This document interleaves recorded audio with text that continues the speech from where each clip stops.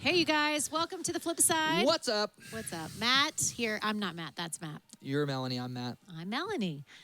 And it's Orange Sunday. Orange Sunday. If you can't tell from our orangeness. Attire. We look Welcome like to oranges. Orange Sunday. Yeah. So glad that you guys are tuning in to the Flipside, where we are going to answer some questions that you all have. Let's do it. Let's do it. Okay. Question number 1.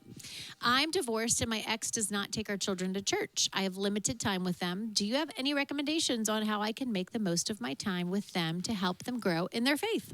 It's a great question. Great question. We talked about this last service when we got this question too, that we both kind of feel like we don't have a lot of experience, like personally in this arena. So just want to give not give ourselves grace, but context. Like know our limits, right? Yeah, good. And know that we might not necessarily be the experts, but we can offer things that we think and hope will be helpful. For sure. And so one of the things I think is important is communication.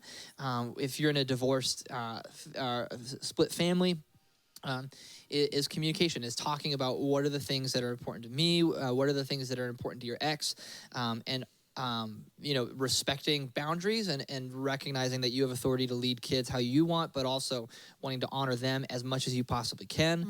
And I think also just this doesn't necessarily apply to the question, but honoring your former spouse like around your children. Right, that's good. And making sure that like they'll just see Jesus through that. I think even times where it might be justified or it might make sense to talk poorly about them, Sure. because they did something that was just objectively wrong. Speak as well of them as you possibly can, and I think that'll be helpful. And then the other thing is just like any other parent would, regardless of whether they're separated or not, take advantage of the resources that we mentioned today: the text, the parent club, the books, the environments that we provide when you're here.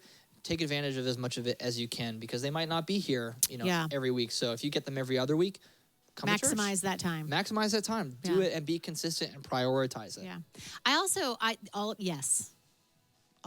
All of those things. And community. I just keep coming back to community. We have community in the church. I think you mentioned it earlier about a divorce care group, and connecting with other parents who are going, or other people that are going through the same thing, and connect with them. Build community. Or even celebrate recovery on Monday nights. It's not just addiction recovery. It's any hurt, habit, or hang up. And so that's Monday nights here at Lynn Haven, Tuesday nights at Norfolk.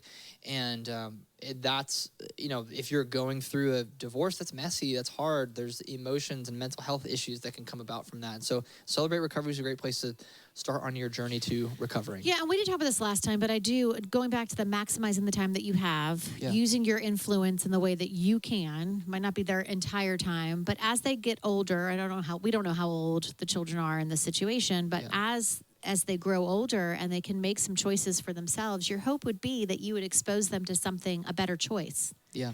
Like a better opportunity, a connection to faith that later in life that they can choose themselves. Sure. And so maybe those circumstances will change in terms of how they spend their time with their parents. But plant the seeds now. Don't underestimate. You said it in your message. Don't underestimate the small things. Yeah. Don't get hung up on maybe it's not every Sunday that they can go to church. Yeah. Then just focus on the ones that they can. And pray. Okay, I'm going to say pray. Yeah. Pray for the time that they do have. Yeah, it's good. Okay. We spent a lot more time on that question. No, it's a great question. All right. Number 2. This is what happens when I start thinking. Okay. Number 2. Words just come out. Words. Okay. My husband does not come to church and is indifferent when it comes to faith. My kids are getting older, and it's getting harder to bring them to church because he doesn't come. What can I do? We weren't Christians when we were married. Yeah, Mel, you've probably got more experience with this than I do. Yeah. Why don't you talk about it? So I relate with this because my husband and I were going on 15 years. Woo! And we also were not Christians when we got married. We both had some Christian furniture, meaning we had some past experiences when we were younger with church. So we had the language, we talked about God, but we definitely were not living in faith and a growing relationship with Jesus. And then some years into our marriage, it struck me, just a life phase, that I needed to connect with church. That's what I was missing. Yeah. And I said, I'm going to go to church. And he was like, good on you. Way to go. So I went to church by myself, and I joined a community group talking about community. And they had said, have you invited your husband? I said, yes. And then they said, great, don't ask him again, and we'll pray for him. And so that's what we did for months, and I think even years before he said, hey, I want to go to church one day, but allowed the Lord to work in his own heart. So I have experience with that, and I just say never give up, right? Like, it takes time. And so number one, never stop praying for your husband, because only the Lord can work in his heart, and maybe communicate to him through your actions and what you do. And the Lord will open him up if you just continue to pray about that. Yeah, that's great. I think a lot of the principles from our answer to the last question apply too. It's not a divorce, but there's still, like, in a certain way, different priorities. Yeah. And so partnering, it's all the more important that because these people, I'm assuming, are living in the same household, that they communicate about expectations and coming to your husband and saying, hey, I can respect that this is not important to you, but this is important to me. How do we work this out, and what are you okay with me doing? What's important to you, and how can I honor that? And trying to collaborate, it's hard, it's difficult, and again, we don't really know what that's like. You do more so, but when kids are in the mix, that's difficult. And so I think we said last time, like, our heart just goes out to the people asking these questions, because these aren't easy situations, and there's limits. Like, I think also just recognizing, like, there's not like a quick fix to this. Like, there's limits to this situation that you're going to have to live within. Yep. And, like, that's trusting the Lord that he can work within those limits, I think is important to recognize. That's really good. Yeah. Yeah, that's really good. Thanks. I was thinking of something else when you were talking about that. It was probably so good. I forget. Limits. That was really good, though. I liked that. Orange. Sunday. Cameras. Microphone. It'll come back. Okay. All that. Okay, great. There's a third question. Yeah. Okay, third question. Yes. You were trying to think of your answer. I really was trying to think of what I was going to say. Staring blankly at the computer. I love it. All right. I have many friends who aren't believers. We've been friends since childhood, but I'm worried about the language they use and the lifestyle they live influencing my children. What can I do to keep them in my life, but also ensure my kids are influenced properly? Yeah. Now, I thought you had a great answer to this last time. Why don't you talk about, like, you talked about, like, not sheltering. Oh. I thought that was, that was great. Yeah. So I think I'm a little different in this way, too. Yeah, I think it's good. I struggle with, I grew up in and out of church, and so I didn't have a consistent, like, presence in church. And I think that the Lord worked in me a really mighty work and brought me, back to a faith. And I think I lived a lot of life not following Jesus, and I think that is okay. So I want Marley Grace to not ignore, like, what the world is. I don't want to shelter her from that. I don't want to pretend like it's not there or she's not going to experience it. So, like, she's going to kindergarten, and she's going to be around kids who have, various faith backgrounds and hear things that or lack of. Yeah.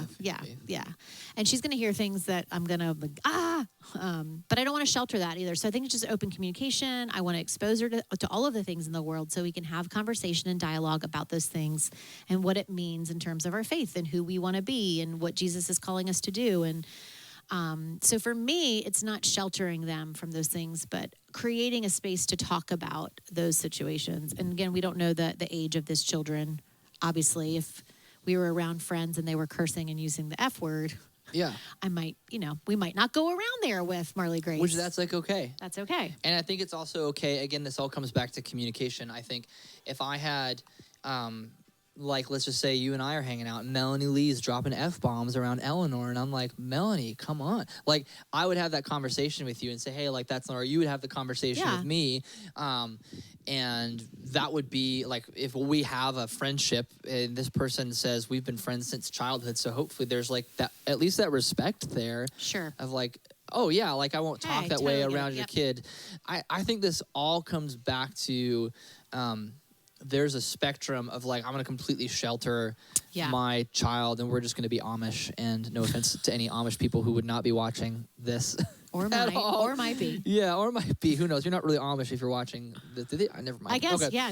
Okay. But, like, we're just going to shelter, or I'm just going to let him do everything and anything goes. That's like those are two unhealthy extremes. And so I would say this is a specific question about language, but it highlights a bigger challenge for parents is what are we okay with? Yeah. What are we not okay with? What are we comfortable exposing them to? What do we know they're going to hear? Right. Like, what do I know Marley Grace is going to see in kindergarten? Right. So really, this is actually a good thing because it forces you, I think, as a parent to be proactive instead of reactive. That's where a lot of, I think, this fear about our kids seeing things is because so many parents are reactive as opposed to being proactive. We just live in a crazy world. We've always lived in a crazy world, and it's just different types of crazy right now. And so it's just recognizing, okay, these are the things that I know they're going to deal with. I need to be invested. I need to be involved. I don't need to shelter them from everything, but I can have conversations with them about this stuff. And depending on their age, it might be okay not to take them around those friends at this time until they're old enough to process that too. That's okay to draw those boundaries. Like, okay, so like if this kid is like a high schooler, they're hearing it at their school. I don't care if you homeschool them. They're hearing it on YouTube. They're hearing it somewhere. Yeah. But if this is like my 2.5-year-old, I'm going to have a conversation with them. Good, yeah. So I think it's just deciding what works best for you. Yeah, it's context. Really good. All right, those are great questions. Oh, we had a third question. Fourth, yes. Get your numbers straight, I am Melanie. really on it today. I am so not on it. This is what we're like after second service. Yes. All right, here the question was, I love this question. I think this is so good. Oh, yeah, it's a good I am a college student. However, I'm an aunt to 2 adorable nieces. They're residents of another state. How can I be an example to them as well as my cousin? Excuse me, I just burped coffee breath everywhere. I apologize if you have to smell that. Just got to call it out. Just got to acknowledge it. It was into the microphone. Whoever uses this microphone. All right, let's go to the question. I'm going to answer the question by saying to this person, college student. I have an answer. I love your heart. Yeah. Of wanting to be the influence in their lives and being intentional and thinking about how can I do that well. I just love that. And thank you for having that posture. Yeah, I would echo that. That's awesome. That's what we want. I mean, when we do Orange Sunday, I think when we talk about like the planning for this, we always worry about the people who aren't parents and feeling like this is not for them. So I love that this person got that message. Like, this is for you too. Yeah. I would just say 2 words: maximize moments. And we talked a little bit about that with other things too. When I was younger and we were at family gatherings, it was like almost expected that the adults would go and do their thing and the kids would do their thing. Okay. You know, there's the adults table and the kids table, right? Be the adult who sits at the kids table. Be the one that goes and says hi to them before you say hi to, I don't know if it's your brother or sister who you're related to. Like, show that, like, as a kid, like, nothing communicates Jesus more to a small child or a younger child than presence, like, with them and being seen and seeing them. Yeah. Because they're not they don't expect to be valued, and that's what Jesus did. Like, he brought kids with them and said, these people are important to me, and he showed all the adults who were listening, these people are important, so value them.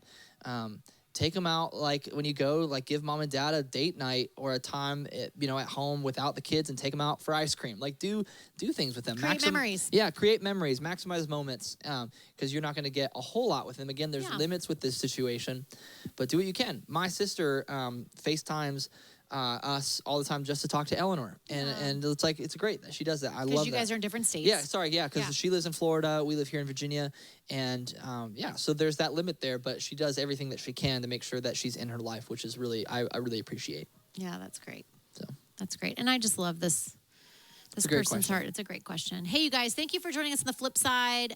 If you are watching online and you're usually here in person and you want to volunteer, come check us out at Next Gen. We'd love to have you volunteer with us and be a part of Orange and influencing the next generation.